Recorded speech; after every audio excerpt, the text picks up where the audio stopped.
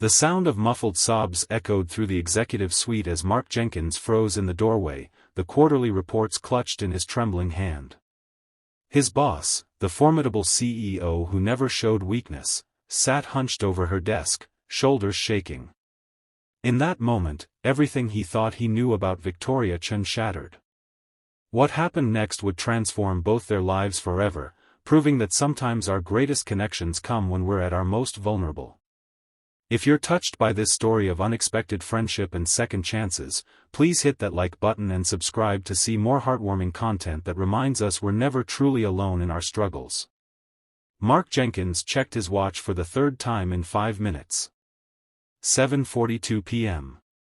The office building had emptied hours ago, but the stack of quarterly reports on his desk wouldn't review themselves. As a senior financial analyst at Meridian Technologies, late nights were becoming his unwelcome companion.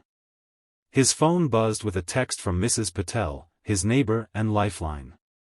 The triplets are fed and in pajamas. They're waiting for your good-night call. Mark smiled, picturing his 6-year-olds, Lily, Emma, and Jack, crowded around Mrs. Patel's phone in their matching space-themed pajamas. Since losing their mother to cancer 3 years ago, their bedtime routine had become sacred, even when work kept him late. Tell them 15 minutes, he texted back. Just need to drop these reports with Ms. Chen. Victoria Chen, Meridian CEO, had requested the financial projections first thing tomorrow, but Mark prided himself on exceeding expectations. It was how he'd survived 4 years as a single father while climbing the corporate ladder, anticipating needs before they arose, whether for his children or his superiors. He gathered the reports and headed toward the executive suite, rehearsing the key points he wanted to highlight. Victoria Chen had a reputation for being brilliant but demanding, a woman who'd broken through Silicon Valley's glass ceiling through sheer force of will and uncompromising standards. Most employees avoided direct interaction with her when possible. Mark respected her, but also feared her cutting assessments. The executive floor was eerily quiet. Her assistant's desk sat empty, computer dark. Mark hesitated at the imposing mahogany door with Victoria Chen, Chief Executive Officer, engraved on a gleaming brass plate. A sliver of light shone from underneath. She was still here. He knocked softly. No response. He knocked again, slightly louder. Ms. Chen? It's Mark Jenkins from Finance. I have those projections you requested. Still nothing. Perhaps she'd stepped away or was on a call. He was about to leave the folder on her assistant's desk when he heard something from within the office, a sound so unexpected it took him a moment to identify it. Crying. Victoria Chen was crying. Mark froze, unsure what to do. Walking away seemed cowardly, but intruding felt inappropriate. Before he could decide, his hand was turning the doorknob. The sight that greeted him would be forever etched in his memory. Victoria Chen, the woman whose confidence intimidated board members 3 times her age, sat at her massive desk with her head in her hands, shoulders trembling. A framed photograph lay face up before her, and several crumpled tissues surrounded it. She looked up, startled by his entrance. Her eyes were red-rimmed, mascara smudged beneath them. For a split second, raw vulnerability showed on her face before being replaced by mortification. Mr. Jenkins. Her voice cracked as she straightened, hastily wiping her eyes. I didn't hear you knock. I'm so sorry, Mark stammered, immediately regretting his intrusion. I should have, I'll come back tomorrow. He turned to leave, but her voice stopped him. Wait. She took a deep breath. Since you're here, you might as well leave the reports. Mark approached her desk cautiously, as one might approach a wounded animal. As he set down the folder, he couldn't help glancing at the photograph she'd been looking at. It showed a younger Victoria with an elderly woman, both smiling broadly against a backdrop of cherry blossoms. My mother, Victoria said, following his gaze. Today would have been her 70th birthday. I'm sorry for your loss, Mark said automatically, then added with genuine feeling, "It doesn't get easier, does it? The anniversaries." Something in his tone made her look at him more closely. "No," she agreed softly. "It doesn't." An awkward silence fell between them. Mark knew he should leave, but something kept him rooted to the spot. Perhaps it was recognition of the same pain he carried. His phone buzzed in his pocket. The triplets' bedtime call. "I should take this," he said apologetically. "It's my kids." Victoria nodded, clearly expecting him to step outside. Instead, he answered right there. "Daddy."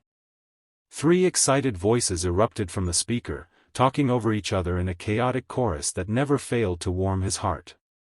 "Hey, Munchkins. Are you being good for Mrs. Patel?" "Yes," they chorused, though Mrs. Patel's chuckle in the background suggested otherwise. "Daddy, I lost another tooth," Jack announced proudly. "I made a rocket ship out of Legos," Emma chimed in. "And I found a caterpillar and named him Bob, but Mrs. Patel made me put him back outside," Lily added, clearly still disappointed by this turn of events. Mark laughed, momentarily forgetting where he was. "That sounds like quite a day. I'll be home soon to hear all about it." "Promise?" Lily asked, her voice suddenly small. "Promise." "Now, what's our special goodnight?" 3 little voices joined his in their nightly ritual, "Love you to the moon." "And back again," Mark finished. "Sweet dreams, my little astronauts." He ended the call and looked up to find Victoria watching him with an expression he couldn't quite read. "Triplets?" she asked. Mark nodded. 6 years old. Hurricane force when combined. A ghost of a smile touched her lips. "You do this every night?" "Try to. Their mom died 3 years ago. Routine helps them feel secure." Victoria's professional mask slipped again. "I'm sorry. That must be incredibly difficult." "It is," Mark admitted. "But they're resilient. Kids adapt better than we give them credit for."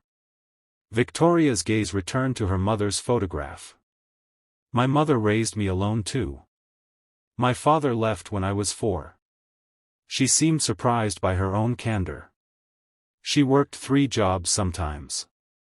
I barely saw her, but I never doubted I was loved." "That's what matters most," Mark said. "My 3 know they're loved, even when I'm stuck at the office reviewing quarterly projections." He gestured toward the folder he'd delivered. Victoria looked at the reports, then back at Mark. "It's late, Mr. Jenkins. You should go home to your children." "Mark," he corrected gently. "And yes, I should." He turned to leave but paused at the door. "Miss Chen? Grief has its own timeline. My wife's been gone 3 years, and sometimes it still feels like yesterday." Victoria nodded, a silent acknowledgement passing between them. "Thank you, Mark. And it's Victoria, at least after hours." As Mark drove home that night, he couldn't shake the image of Victoria Chen's tear-stained face from his mind. The woman behind the CEO title was suddenly, startlingly human. The next morning, Mark arrived at his desk to find an email from Victoria Chen requesting his presence in her office at 10 a.m. His stomach tightened. Had he overstepped by witnessing her vulnerable moment? Would there be consequences? He spent the morning distracted, barely registering his colleagues' conversations. At 9:55, he straightened his tie and headed to the executive floor, rehearsing possible explanations or apologies. Victoria's assistant waved him in immediately. "She's expecting you." Victoria sat behind her desk, impeccably dressed in a charcoal suit, no trace of last night's emotion on her composed face. The office looked different in daylight, less intimidating, more functional. "Mark, thank you for coming." Her tone was professional but not cold. "I wanted to discuss your projections for the Asian market expansion." For the next 30 minutes, they delved into financial forecasts and risk assessments. Mark relaxed gradually, realizing this was a normal business meeting after all. Victoria was thorough, asking insightful questions that challenged his assumptions. As their discussion concluded, Victoria closed the folder. "Excellent work. I'd like you to present these findings at the board meeting next week." Mark blinked in surprise. Junior executives rarely presented directly to the board. "I'd be honored." Victoria nodded, then hesitated. "There's one more matter." Her tone shifted slightly. "About last night." "It's already forgotten," Mark assured her quickly. "Actually, I wanted to thank you. Your kindness was unexpected and appreciated." Mark smiled. "We're all human." Victoria's expression softened momentarily. "Yes, well. That will be all, Mark." As he reached the door, she added, "How are your children today?" The question caught him off guard. "They're good." Jack's excited about the Tooth Fairy's visit. A genuine smile touched Victoria's lips. "The Tooth Fairy was always generous at our house. My mother insisted on it." With that small personal revelation, she returned to her computer, a clear dismissal. But something had shifted between them, a tiny crack in the professional wall. Over the next few weeks, Mark noticed subtle changes in his interactions with Victoria. She began requesting him specifically for projects, their meetings extending beyond strictly business discussions. She asked occasional questions about the triplets, and he learned bits about her background, her immigrant mother's sacrifice to send her to good schools, her struggle as one of few women in her MBA program. The office rumor mill noticed. Mark overheard whispers in the break room. "Jenkins is the new golden boy." Chen actually laughed during their meeting yesterday. "Think there's something going on there?"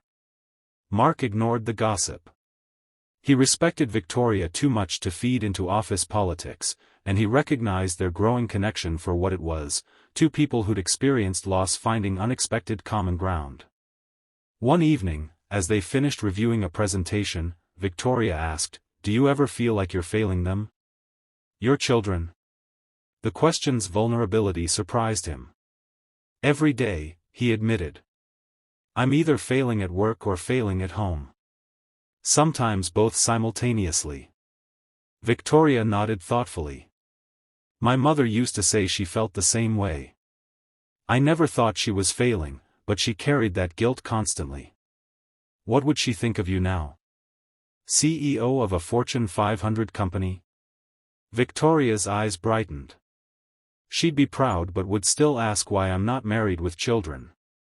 They both laughed, and Mark found himself saying, "You should come for dinner sometime. Meet the Chaos Squad. They'd love you." The invitation hung in the air, unexpected and potentially inappropriate. Mark immediately backpedaled.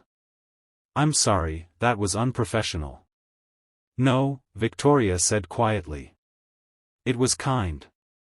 And I'd like that, actually." 2 days later, Victoria Chen's sleek Tesla pulled into Mark's modest suburban driveway.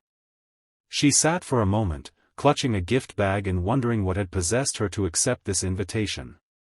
She hadn't done a casual dinner with an employee in her entire career.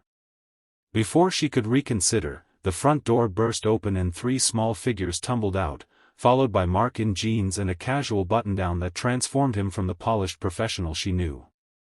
"They've been watching for you," he explained as he approached her car. "I should warn you, they have approximately 1 million questions prepared." Victoria smoothed her dress. She'd changed from her work clothes into something less formal but still felt overdressed, and stepped out to face the curious triplets. "Are you really Daddy's boss?" Emma asked immediately. "Do you have a swimming pool?" Jack wanted to know. "Why is your car so shiny?" Lily added. Mark laughed. "How about we let Ms. Chen at least get inside before the interrogation?" "Victoria," she corrected, kneeling to the children's level. "And yes, I am your dad's boss. No swimming pool, unfortunately." And the car is shiny because I just washed it yesterday. The triplets exchanged glances, seemingly conferring silently before reaching a consensus. Want to see our fort? Jack offered, apparently their highest honor. Dinner was unlike anything Victoria had experienced in years. The Jenkins household operated in cheerful chaos, spilled milk was wiped up without comment, conversations overlapped, and laughter punctuated every exchange. Mark moved through it all with practiced ease, cutting food into manageable bites while simultaneously discussing Lily's art project and reminding Emma not to feed broccoli to their ancient golden retriever under the table. Victoria found herself relaxing, drawn into their world. She helped Jack solve a math problem, admired Lily's collection of rocks, and listened to Emma's detailed explanation of her future career as an astronaut veterinarian. After dinner, while Mark supervised toothbrushing upstairs, Victoria wandered into the living room. Family photos covered the walls, the triplets as infants, held by Mark and a smiling woman with kind eyes who must have been their mother. Birthday parties, beach trips, ordinary moments preserved in time. "That's Sarah," Mark said quietly, entering the room. "The kids have her smile." "She was beautiful," Victoria said. "How did you meet?" "College. Chemistry lab partners. She spilled hydrochloric acid on my favorite shoes." His smile was bittersweet. "Pancreatic cancer. It was quick, only 4 months from diagnosis to after." Victoria touched his arm gently. "I'm sorry, Mark. We had 7 wonderful years together and 3 amazing kids. I try to focus on that." He cleared his throat. "They're requesting you for story time, if you're up for it." Victoria found herself squeezed onto Jack's bed with all 3 pajama-clad children around her, reading Where the Wild Things Are with more dramatic voices than she'd used since her own childhood. When she finished, Lily looked at her solemnly.